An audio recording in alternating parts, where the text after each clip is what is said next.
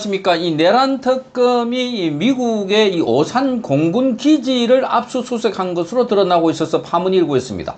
자, 우리나라의 이 특검이 미군 기지까지 압수수색했다는 소식이 전해지자 트럼프가 대노를 했고, 그래서 우리나라의 이 기재부 장관이 미국의 그 재무부 장관을 만나기로 약속을 했다가 바로 1시간쯤 전에 공항에 나가 있던 재무부 장관 쪽에 이메일로 급한 일이 생겨서 못 만난다, 이렇게 연락을 했던 것으로 전해지고 있습니다. 나아가서 위성약 안보실장도 미국에 갔지만 루비오 국무부 장관이 갑자기 트럼프가 호출해서 그래서 못 만난다라고 했던 것도 바로 이 때문이다 하는 지적이 나오고 있습니다. 자, 특검이 지금 마구잡이로 칼춤을 추고 있는데, 그건 오산기지에 이 압수수색을 한 것도, 자, 우리나라가 드론을 북한에 보냈다가 평양에 보냈다가 그게 뭐 추락을 했다, 그래서 그걸 허위로 보고했다, 이걸 확인하기 위해서 그래서 오산에 있는 공군기지, 오산기지를 자, 압수수색했던 것으로 드러나고 있습니다. 자, 서울경제에 따르면은 이 오산 기지 레이드 데이트 확보에 나섰다고 합니다. 자, 무인기 침투, 문건 조작, 그리고 GPS 항저 왜곡 등의 정보 왜곡과 북한과의 군사적 충돌 가능성을 인위적으로 조성하려는 의도가 있었는지를 보기 위해서 그래서 수사를 했다고 합니다. 자, 특검은 이 같은 정황이 형법상 일반 이적죄 나아가서 외환죄 적용 요건에 해당될 수 있다고 보고 수사 속도를 높이고 있는 겁니다. 자, 트럼프가 볼 때 이건 정말 기가 막히는 일이다, 이렇게 봐집니다. 적과 대치하고 있는데 거기에 적이 계속해서 오물풍선을 보내오고 우리 쪽에서 드론을 적군들이 보내온 상황에서 거기에 대응해서 맞대응 군사작전을 하는데 여기에 지금 수사를 하고 있다? 자, 그것도 압수수색한다? 미군의 오산 기지에. 정말 깜짝 놀랄 일입니다. 자, 내란 특검은 지난 21일 날 오산 공군기지 내 레이드 시설을 전격 압수수색했다고 서울경제가 보도했습니다.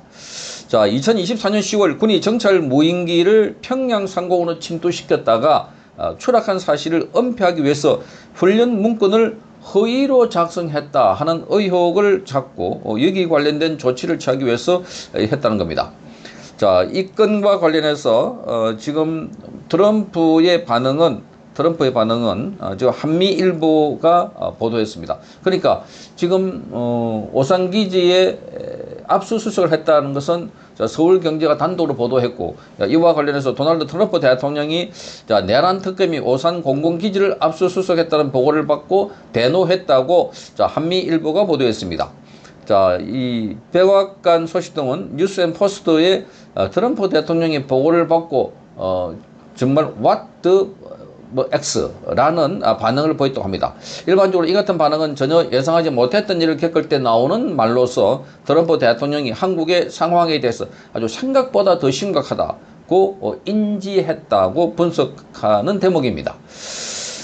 자, 몇 시간 뒤에 워싱턴 DC 백악관에서 마르코 루비오 국무부 장관을 만날 예정이었던 위성락 국가안보실장은 트럼프가 루비오 장관을 급히 호출하는 바람에 만나지 못했다고 보도가 이어졌고, 또 트럼프 대통령이 오산기지 압수수색을 보고받은 이후에 한국 정부에 대한 채찍질 강도를 높이고 있다라고 한미일보가 보도했습니다. 사흘 후에는 스콧 베센트 재무부 장관이 2+2 회의를 위해서 인천국제공항에 나와 있던 구윤철 기재부 장관 겸 부총리의 이메일로 회담을 일방적으로 취소하는 통보를 했던 것이었습니다. 자, 그것도 베센트 장관의 보좌관이 보냈던 것으로 알려지고 있습니다.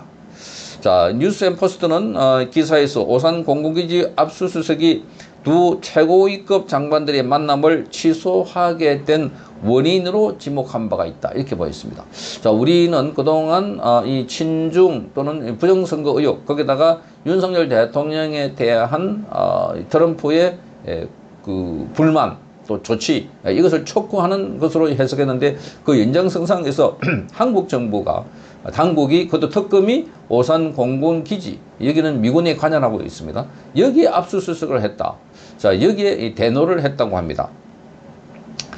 자, 트럼프가 오산기지 압수수색에 대해서 보고를 받았다는 정황이 더해지면서 자, 우려가 현실로 나타나고 있다. 이런 지적들이 나오고 있습니다.